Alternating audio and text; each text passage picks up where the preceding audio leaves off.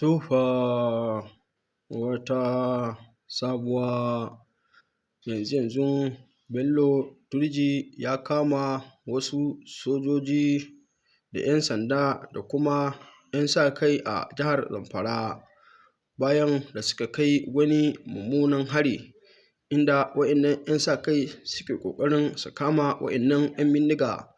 Lallai sai dai an samu kuskure, yanzu haka Bello Turji ya kama waɗannan jami'an tsaro, wanda kuma gaba ɗaya yanzu suna hannunsa.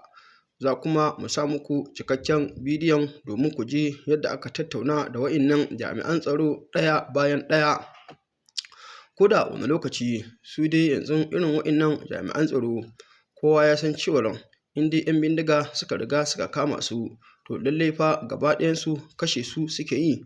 Kuma ko da sun ce lallai a ɗauki kuɗin fansa a basu, to kawai za su ƙara yaudarar mutane ne, ba wai sakin su za su yi ba, domin sun sha kama jami'an tsaro ba sau ɗaya ba, ba sau biyu ba, suna kashe su, musamman 'yan sa-kai.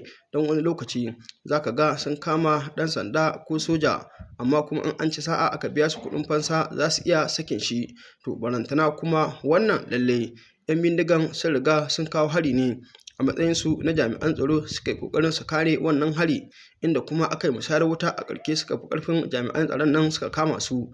Kaga babu wani ɓoye-ɓoye da mutum zai musu ya nuna cewar lallai shi ba ma'aikaci ne ba, balantana ya samu ya tsira da rayuwarsa. Su ma haka 'yan bindigan wani lokaci za ka ga idan sun kawo irin wannan hari, idan aka samu dama lallai aka yi musayar wuta kuma aka fi ƙarfinsu, to dole suna ji suna gani, su ma haka za su miƙa wuya, babu yadda za su iya yi. Kuma haka za ka ga jami'an tsaro sun zo da su cikin gari, wani lokaci kuma su a kai su kotu, inda za ka ga su jami'an tsaro ba za su kashe su ba. To amma mafi yawanci dama idan ka ga an kashe 'yan bindiga irin haka, to ka tabbatar 'yan bijilanci ne suka kama su.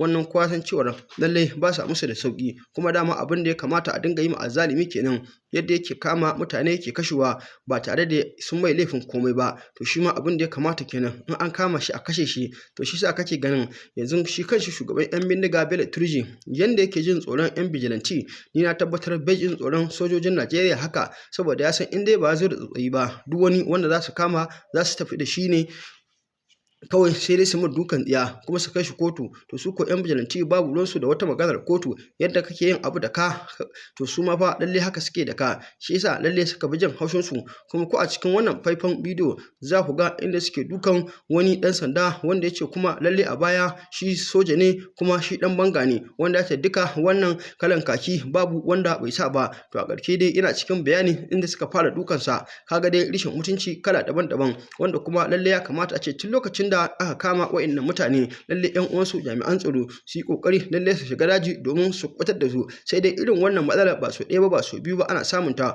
Ku duba ku gani a kwanakin baya a jihar Borno, lokacin da wani janar ya kai ma 'yan Boko Haramun tare da shi da yaransa hari, haka lallai 'yan Boko Haram ɗin nan suka yi musu kwanton ɓauna, inda suka kashe da dama daga cikinsu. Sannan shi janar ɗin a lokacin ba a kashe shi ba, inda ya samu ya shiga cikin daji. To amma kuma daga baya lallai ya gaya ma 'yan uwan sojoji yana daidai guri kaza. To amma kuma ikon Allah, kafin sojoji su samu su kai mai ɗauki su ceto rayuwarsa, a ƙarshe dai wannan 'yan Boko Haram ɗin suka ƙara kama shi daga baya. Baccin sun kama shi kuma a ƙarshe suka kashe shi.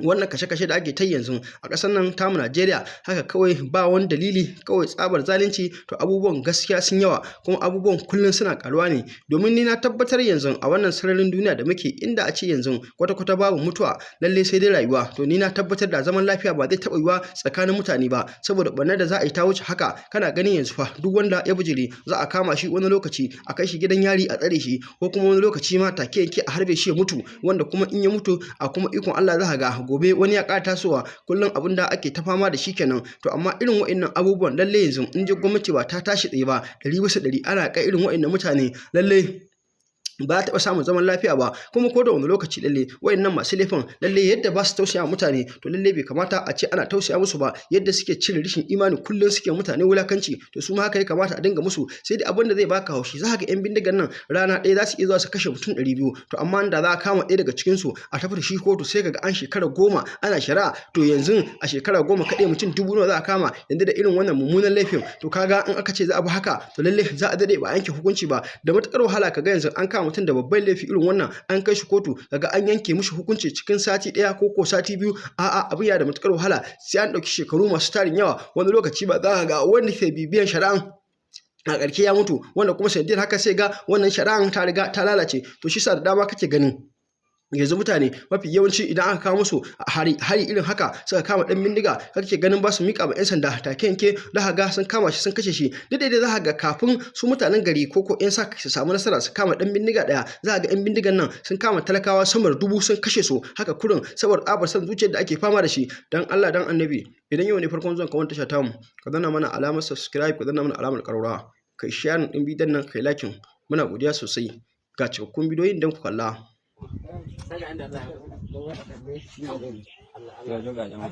Kai, aikin me kake za ka faɗi da kanka? Aikin me kake? Me aikin ka? Kai ne? Me ya zan kawai ka faɗi?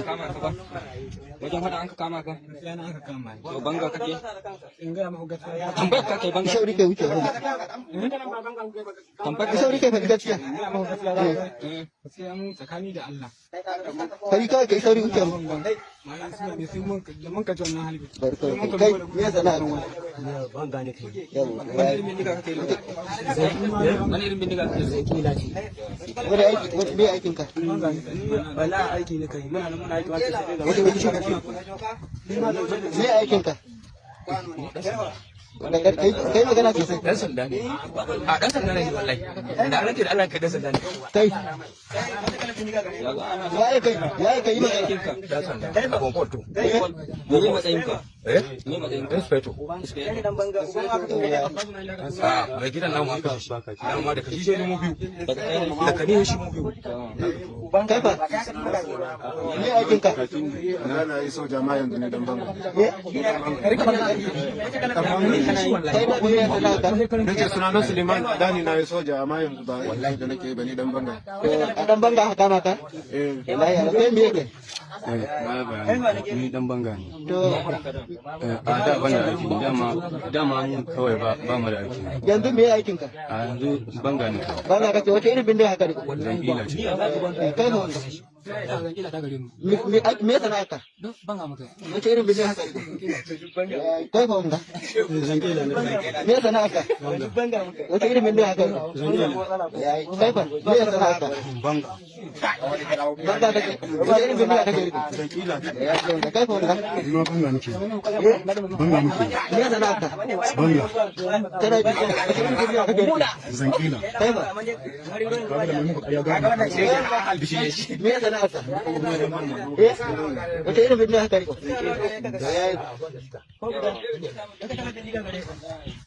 Kai hukum kai aikin ka sai kai baka faɗi bindiga ka ne kake Aliyu Ibrahim. Wace kalan bindiga gare ka?